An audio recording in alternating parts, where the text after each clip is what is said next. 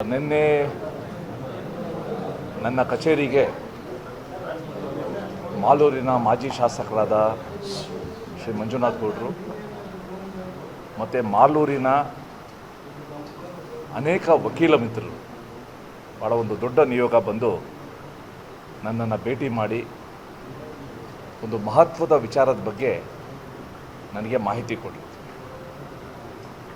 1955-56ನೇ ಇಸ್ವಿ ಸಮಯದಲ್ಲಿ ಶೈಕ್ಷಣಿಕ ಉದ್ದೇಶಕ್ಕೋಸ್ಕರ ಒಬ್ಬರು ದಾನಿ ಕೊಟ್ಟ ಸುಮಾರು 50 ಎಕರೆ ಅಷ್ಟು ಜಾಗವನ್ನು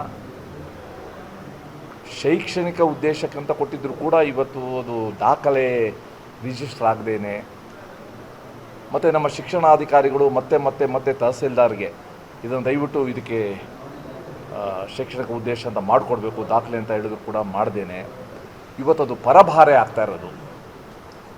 ಮತ್ತು ಕೆಲವು ರಿಯಲ್ ಎಸ್ಟೇಟ್ ಶಕ್ತಿಗಳು ಅದನ್ನು ಲಪಟಾಯಿಸೋಕ್ಕೆ ಪ್ರಯತ್ನ ಪಡ್ತಾ ಇರೋದು ಇದನ್ನು ನಮ್ಮ ಗಮನಕ್ಕೆ ತಂದರು. ಸೊ ನಾನಾಗ 2 ತೀರ್ಮಾನ ತಗೊಂಡೆ.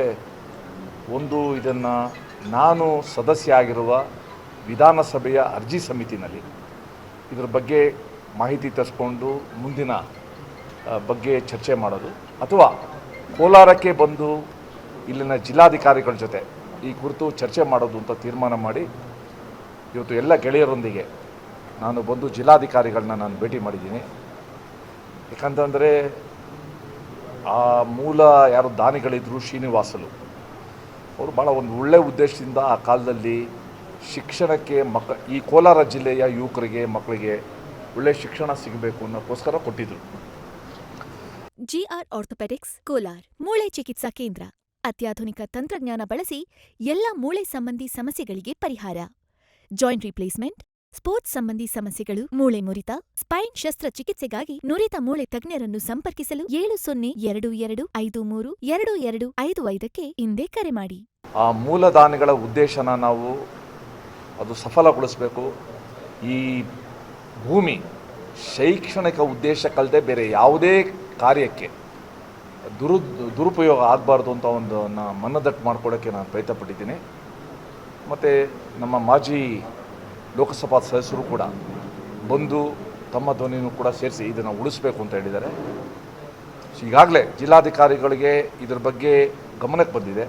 ಅವರು ಪೂರ್ತಿ ಅದರ ವಿವರಗಳನ್ನ ತರಿಸ್ಕೊಂಡು ನಾನು ನ್ಯಾಯಪರವಾದ ಒಂದು ನಿರ್ಧಾರ ನಾನು ತೊಗೊಳ್ತೀನಿ ಅಂತ ನನಗೆ ಆಶ್ವಾಸನೆ ಕೊಟ್ಟಿದ್ದಾರೆ. ಈ ತನಿಖೆ ದೃಷ್ಟಿಯಿಂದ ಈಗಾಗಲೇ ನಮ್ಮ ಮಂಜುನಾಥ್ ಗೌಡರು ಅನೇಕ ವಿಚಾರಗಳನ್ನ ತಿಳಿಸಿದ್ದಾರೆ, ಯಾವ ಹಂತದಲ್ಲಿ ಏನಾಗಿದೆ ಅಂತ. ಅದನ್ನು ನಾನು ಸರ್ಕಾರದ ಮಟ್ಟದಲ್ಲಿ ವಿಧಾನಸಭೆ ಮಟ್ಟದಲ್ಲಿ ನಾನು ತೊಗೊಳ್ತೀನಿ.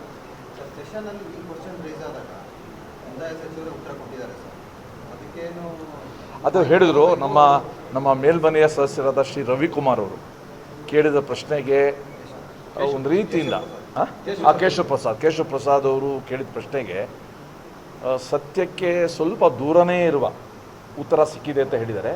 ಅದನ್ನು ಕೂಡ ನಾನು ತಗೊಂಡು ವಿಧಾನ ಪರಿಷತ್ತಿನಲ್ಲಿ ಒಂದು ಸಮಿತಿ ಇದೆ, ಆ ಸಮಿತಿ ಮುಂದೆ ಈ ರೀತಿ ಸರಿಯಾದ ಉತ್ತರ ಕೊಟ್ಟಿಲ್ಲ ಅನ್ನೋದು ಕೂಡ ನಾನು ಗಮನಕ್ಕೆ ತಂದು ಸೂಕ್ತ ಕ್ರಮ ತಗೊಳ್ಳೋಕ್ಕೆ ನಾನು ಪ್ರಯತ್ನ ಪಡ್ತೀನಿ.